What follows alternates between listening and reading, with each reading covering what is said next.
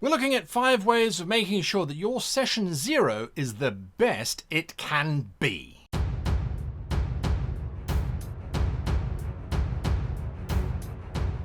Hello my fellow master players. Today we are looking at how to make the most out of your session 0 game from the player perspective, obviously.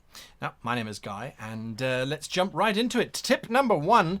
Find your PC. Now, I know this sounds a little bit crazy. You've spent days maybe creating the ultimate PC where you've got the stats right and you've watched some of the other videos and creating epic backstory and this is it. This is everything that my PC is. And then you sit down and you have that awkward moment where the GM goes, "And what is your character doing?" And you go, "I have all of this in my head. How do I play it out? How do I express it?"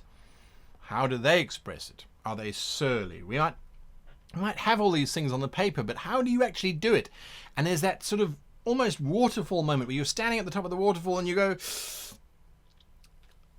"I look over at the barmaid and say, 'Hey, what's up, baby?' And immediately you go, What? That accent. I can't handle that accent. I can't. No, I'm stuck now." No, you're not. It's a session 0. The entire idea behind session 0 is for you to explore and change and adapt.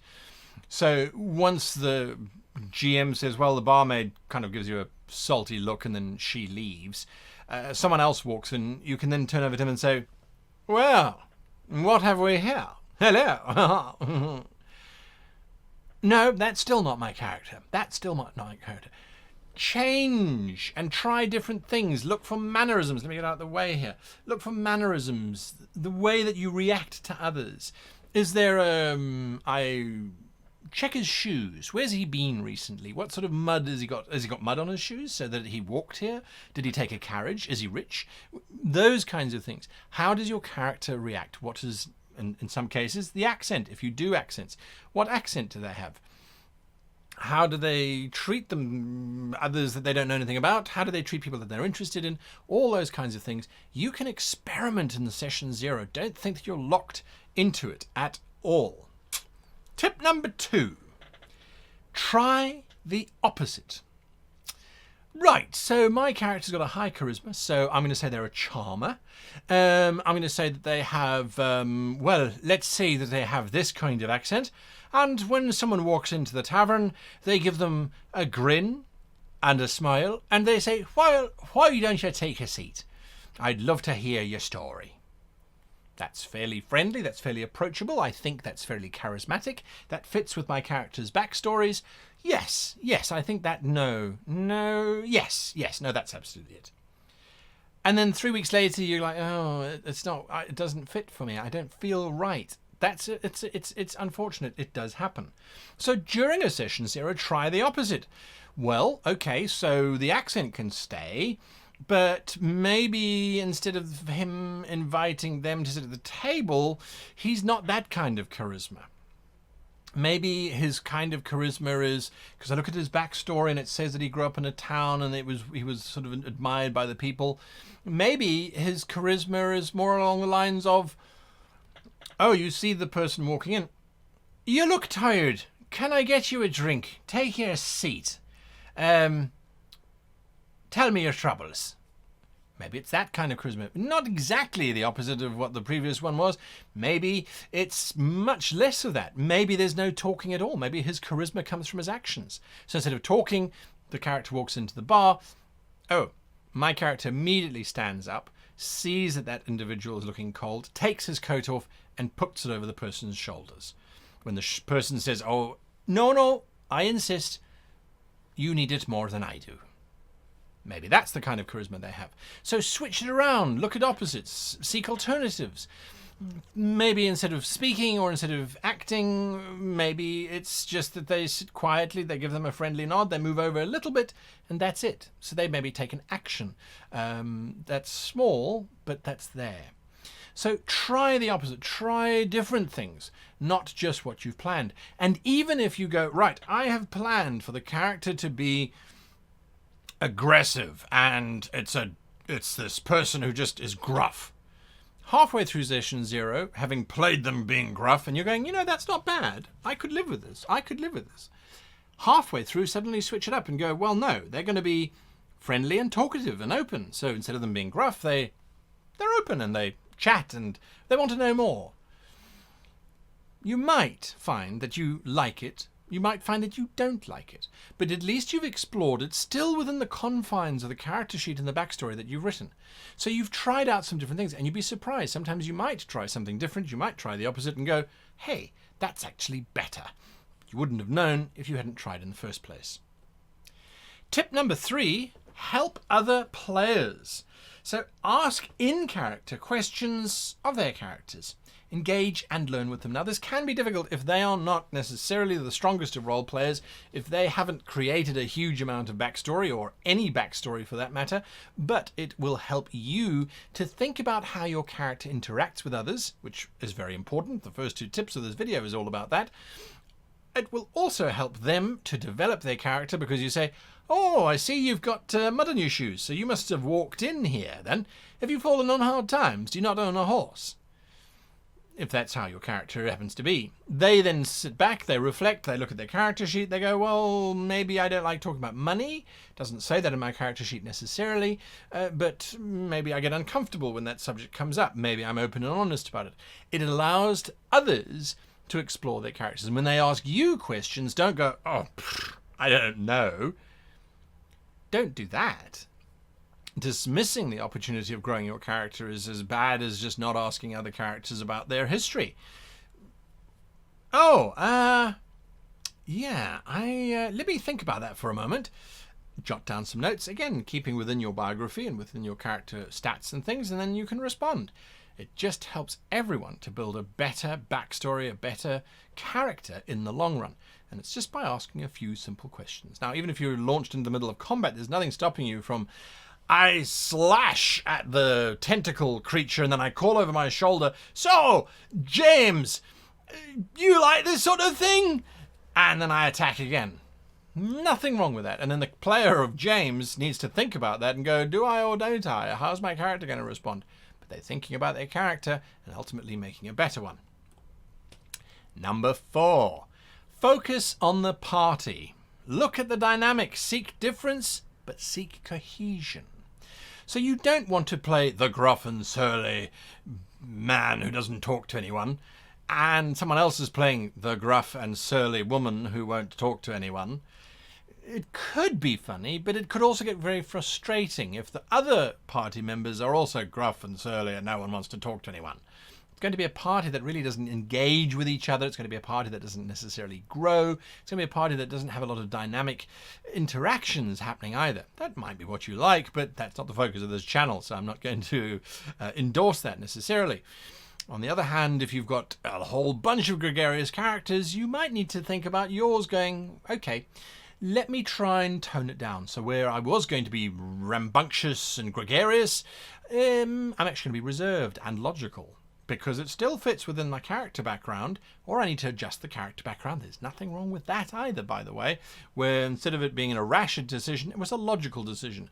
A completely wrong logical decision, but it was a decision nonetheless. So you can change it around to adapt. If you're particularly dedicated to the idea of a character, well, there's absolutely nothing wrong with you saying, you know, guys, if I was to give feedback, I'd say that our characters are all very similar. Would anyone consider changing their character to being more supportive, or to being logical, or to be more friendly or less friendly, however you wanted to word it, and whatever the imbalance might be? There is no perfect balance, by the way. The idea of what we've been told in terms of, oh, you have to have a good guy, a bad guy, you have to have the sweet one, the kind one, the helpful one, the supportive one, the quiet, stoic one. There's no right mix. But if everybody is the same, then there isn't going to be any kind of mix whatsoever. And that can lead to quite a bland space. The time to do it is session 0, not episode 5 or 6. And by episode, you can tell I do a lot of online play. By adventure 5 or 6, you kind of go, no, actually my character who's been loud and gregarious is now going very quiet. There is a way of doing that in a story kind of way, and I've got videos on how to change your character halfway through a game, so you can go and look for those if you want to, but it's not ideal. Session 0 is there to allow you to go, this party works quite well together, or let's tweak this and change that. Tip number 5, talk to your fellow players. What a surprise! Can you believe that? Ask for feedback on PC, on your particular PC of course, and listen to concerns or suggestions and be willing to give them to your fellow players when they ask in return. It's only fair.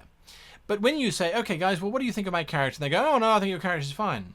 It's not because they don't necessarily want to answer, it's because they're worried about their own character, their own play style, and they haven't really focused on yours because they've been more worried about theirs.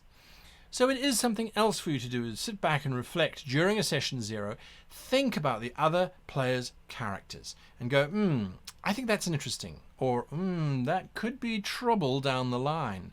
How am I going to mitigate that now? And the only way to do it is to say, well, I see that you're playing someone who's quite rebellious and who doesn't want to do what the rest of the group is doing. Do you have a plan for how that's going to express itself later on? Or are we going to have to knock you out every time we want to put you on a helicopter? That is something that happened in a TV series in the 80s. That was like the running gag.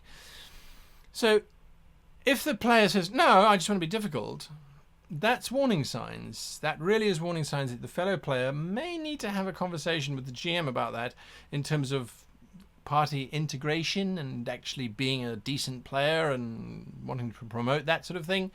And if they're not willing, if they go, no, I want to play a difficult character, then you need to say, okay, well, why would my character work with yours? Why would I stay there? What would be my motivation for working with your character? Because if you're basically being a dick, I'm not sure I would actually journey with you. There is nothing wrong with saying that. Absolutely nothing wrong with questioning that. What it's going to do is it's either going to force that other player to adapt their character and say, you know what, I didn't actually think about that. Okay, what if my character did this or did that? So you've got to find a reason to work together. What if my character doesn't change and you change your character? There's nothing wrong with that, by the way. They're perfectly entitled to request that you change your character just as much as you are entitled to ask them to change their character. Who should change their character? As far as I'm concerned, the person who comes up with the most interesting for themselves new character space, so that they change their character and go, actually, you know what, this worked out better. And again, if you notice, tips 3 and 4 and 1 and 2 is try out different ways to express your character. There are times when another player might go, I don't like your character. And you go, okay, well, tell me why. Oh, they're a loner, or they're a little bit bossy, or they're this, or they're that. Don't sit back and go, oh, well, it's my character and I will play them how I want. Sit back and go, okay, that's a great idea. Can we just do a little interaction again? We don't need any dice. We don't need any GMs or anything like that. Where I'm going to try the same character, but I'm going to try the character from a friendly aspect, or I'm going to try the character from a more aggressive aspect.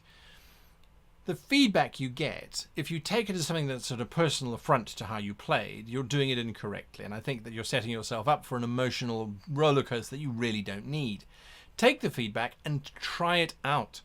If after that there is no reconciliation between the character that you have created and the character that somebody else has created, turn to your GM for mediation and say to the GM, which one of our characters seems to fit better into your world, into the party itself, open it up to the floor, let everyone have their commentary on that, and then adjust accordingly. Again, do not feel like the party is turning on you when they all go, your character has to change because your character is bad.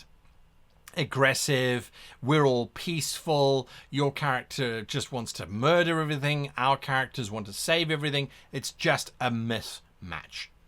My advice to you, if you are set on playing that kind of character, shelve that character. Take the character, put them on your shelf, and save them for an adventure or for a campaign that will make the most out of them. If you try and force that character into the game and you've been told that they're not going to necessarily fit, you are going to end up butting heads, and worst case scenario, you're going to end causing that campaign to collapse because players do not want to sit around the table with your PC. I can't think of any greater failing. To me, that is the true failure test of being a player, is if you cause your fellow players to no longer want to play with your character because of the way that you are playing your character. So shelve it and then create a new one and then ask for another session 0. There's nothing worse than having a character that you've now created based on the fact that you don't want to make them, that they don't fit into the group, and not have a session 0 as they have had before. It is better to delay the campaign kickoff by an extra role-playing session, in my opinion, than to just blindly blunder in with a PC that you've created and hope for the best, and then have the same outcome happen because something that you didn't think about, because you didn't have your fellow players supporting you, crops up in session 20, or whatever the case might be. Those are my 5 tips on what to do in your session 0. Now, I would ask that you write your 5 tips of what you do during your session 0s, if you even have a session 0. The very first session where it's not taken too seriously and whatever is happening in that session doesn't necessarily carry over into the actual campaign itself. What are your 5 things you make sure that you try and do during a session 0? Share with us so we can discuss, we can talk, and we can learn more about one another. Now, if you haven't looked into the doobly-doo, as they call it, below, you'll see that there's links to Facebook, Discord servers, Twitter, all kinds of wonderful things. Join those, because we have all these kinds of discussions in those spaces as well, and it just helps build our community, because then we can learn from each other even more so than just here on the channel. Until next time, I wish you and yours the happiest